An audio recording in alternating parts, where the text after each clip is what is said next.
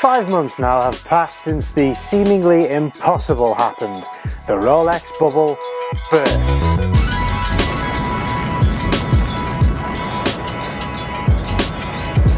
Does the king that is Rolex finally have its crown back? God save the king.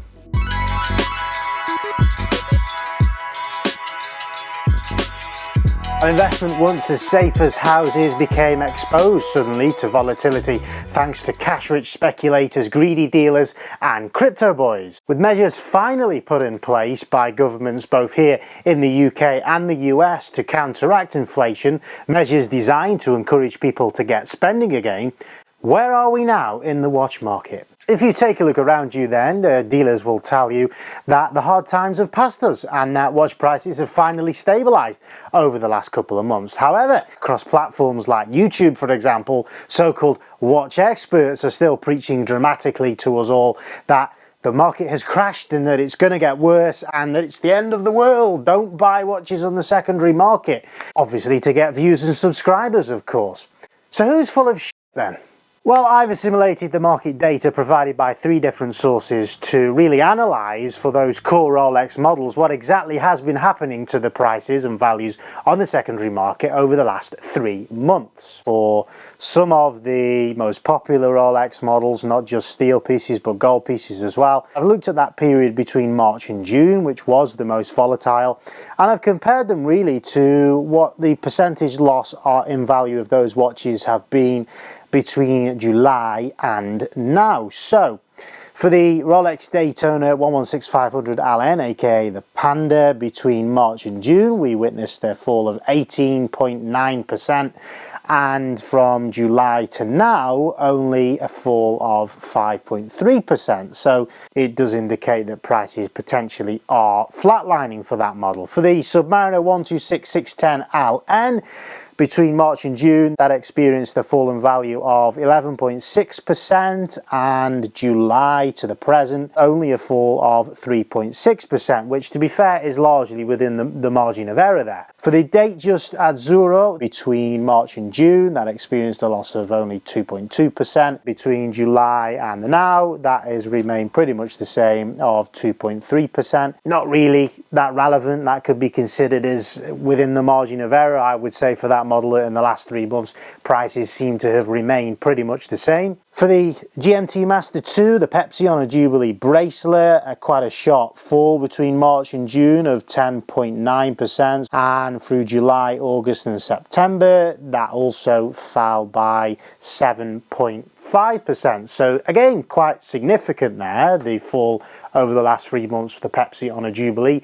It is still coming down. Let's move on to some gold pieces then. The much loved and overhyped model of the Day Olive, that fell by 9% between March and June, and now between July and the present only a very minuscule fall in value of 0.5%, which is so tiny that really it's completely irrelevant. So not much change there at all. Finally, the GMT Master 2 Root Beer Solid Rose Gold, between March and June, this fell by 9.34%, and the loss in value from July to the present was 6.3%. So the data does suggest there really for all of those examples that prices are still falling, but it seems to have flatlined quite significantly for some models, and obviously for the Day Olive it seems that that has reached its trough now of around £55,000. So let's break all of this down then and have a look at really what that data suggests.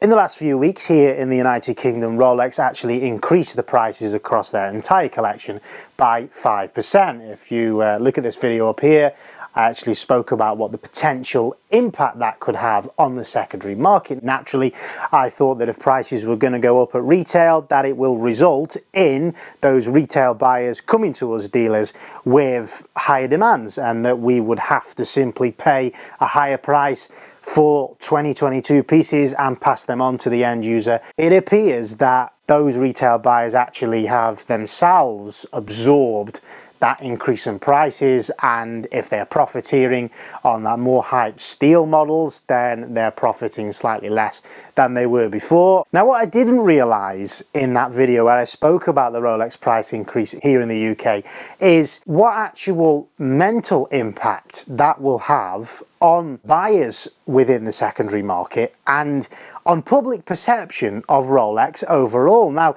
you have to understand that since March, we've had a situation that's been pretty much unprecedented for Rolex. It's been widely known that Rolex is losing value, and that definitely did have an impact on the Rolex brand generally and how it was perceived globally as a safe and steady store of people's wealth. What Rolex have quite ingeniously done by increasing the prices here in the UK is suddenly prices are going up again. That is the tagline. That straight away has changed the mentality and the perception of the Rolex brand and twisted the narrative to really get people talking again about Rolex in a positive light. Dealers like me, YouTubers I suppose you could say like me, actually talking about Rolex once again having increased in price. Now, why is this key? I believe it's key because what it basically has done is there's been,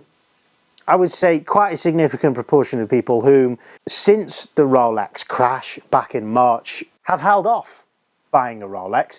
They've had the funds there in place to do so, they've planned to do it for quite a while, yet they've held off buying one because they're savvy investors and they're basically just waiting for the bottom of the market and to then buy when prices are at the bottom. What this has done with the Rolex price increase, I believe, is it's actually triggered quite a lot of those people whom were sitting and waiting patiently to think maybe this is the point with retail prices going up. Surely the secondary market is going to go up once again. I've now got to pull the trigger. Now is the time. Now is the bottoming of the market. Now, in a previous video where I suggested that prices may potentially start going up again, I had quite an interesting comment by a viewer that said that if that does happen, it could simply be what's called in economics a dead cat bounce. Now, what does this mean? Basically, a dead cat bounce is a temporary, short-lived recovery of asset prices from a prolonged decline or a bear market that is followed by the continuation, once again, of said decline. This is important because if it is that pool of people who have been sitting waiting for the market to bottom out on Rolex that are now pulling the trigger, if it is those people that have done that, then once they've got what they wanted, demand may suddenly fall once again, like it has been between March, April, May and June. And therefore, basic economic principle determines that if demand falls, then so do prices. Here in the UK, we have had new announcements finally after several months of soaring inflation and the cost of living crisis getting out of hand and not really any reaction from our United Kingdom government. Now that we have another new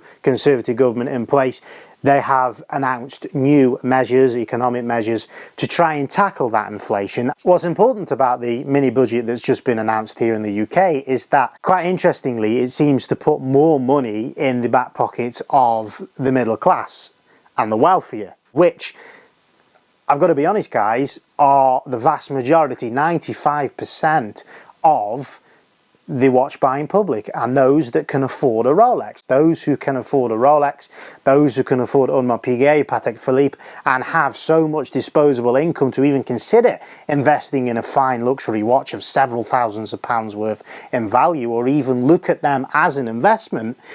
They're doing that because they can afford it. Whether you like it or not, the cost of living crisis is impacting, I would say, the more working class, who generally aren't the typical consumer of luxury goods and expensive luxury watches in general. So with a budget that's putting more money into the back pockets of the wealthier, then we could have a situation that we've always had, really, where prices just keep going up and up and up steadily, because watches have always been a rich man's game. Anyway, thanks very much for joining me. I'm Vinny, and see you in the next one. Take care.